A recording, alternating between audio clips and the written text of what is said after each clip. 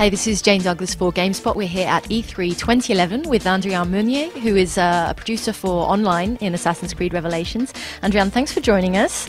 We've just had a demo, not so much multiplayer so far, but top-down view, what can you tell us about the multiplayer in Revelations? Well, we're building on what we had in Brotherhood. We brought multiplayer to Assassin's Creed on Brotherhood with strong gameplay. Now we're building on that with more features that would allow you to play your style of gameplay. So we're giving you a lot more customization and personalization of the experience and of the characters and the moves that you're going to be doing. Okay, so is it mechanically very different? How will it feel in comparison to Brotherhood's multiplayer? People that enjoyed the multiplayer in Brotherhood know that certain modes were a lot more popular than others. So we are keeping those modes that are really popular. We're keeping maps that are popular, and we're bringing back certain characters. So people shouldn't be too lost when they first get contact with the game. But we're adding a lot more features to basically have more strategy and allow you to, like I said, customize and really play like you want to play. For example, you will add playlists to the matchmaking. So when you are starting, you'll have a bit more of an idea of what type of play that you're going to be having, and you can choose what you're going to do. You're going to be able to customize your characters, but you'll also be able to choose how you kill your enemies. And by that I mean that in Brotherhood, most of the kills were the same length, and they were basically the same time, whether you had prepared your kill or not. In Revelation, what we're changing is that if you take the time to prepare your kill and you approach your enemy stealthily, the kill will be shorter and will allow you to get away faster.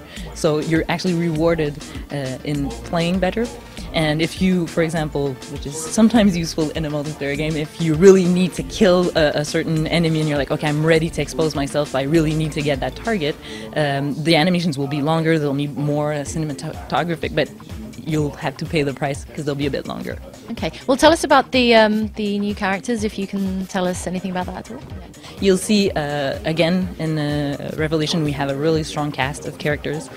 4 of them will be presented more in details at E3, so you'll be able to see just how different they are. Basically, they fit with the setting of the solo campaign. We are adapting that so that you have a more Oriental style rather than Italian, which we had in the Renaissance of Brotherhood.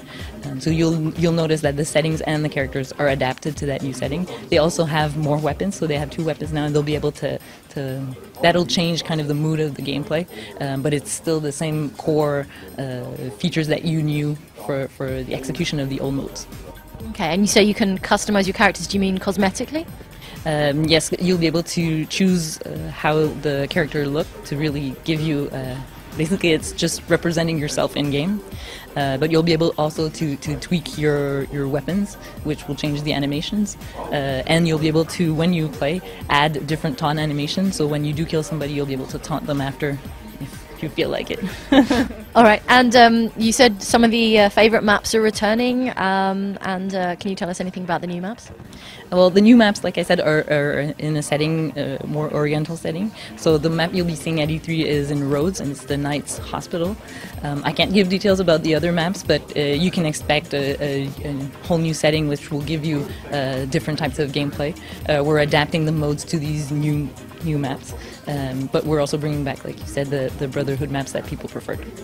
Okay, and the new modes, what can you tell us about those? Well, I can't give details about the content of the modes. We'll be giving more info about all the evolution of Revelation this summer. But what we're doing in the development of these modes is making sure that we have a wider variety of game experience. So we're actually expanding what was available in Brotherhood, and we're also trying to have modes that will allow you to play around more and really kind of train yourself in being a better Templar. So that you'll be able to be better in the competition. So we're actually aiming at having modes that will allow you to kind of test things out and figure out what's your style. Okay, is that something that was learned from Assassin's Creed Brotherhood? One of the comments that we got from a lot of players is that if they got in and they played with more experienced players, it was really overwhelming. What we want is to give everybody access to the game. We don't want to remove anything from the more experienced players, but we want to allow the less experienced players to really kind of level up and be able to develop their style and understand what they're doing a bit better. Okay, does that also mean there's been some sort of tweaks to the matchmaking, how people will find other players in games? Yeah, you'll have a better idea of what type of game you're about to play and kind of who's in the game and like if the game is popular or not and how you access the game. But you'll also be able to basically choose better who your opponents are.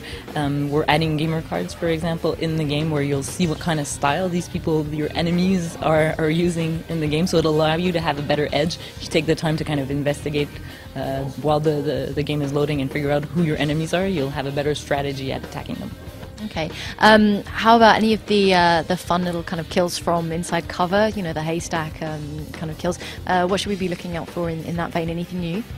I can't go into details, but we're keeping all the cool moves that people liked, and we are adding variety. Obviously, changing weapons allows you to have more creativity on that side, and I can say that the team that's working on the animations doesn't lack any creativity, so you can expect to have a lot of fun with those moves again.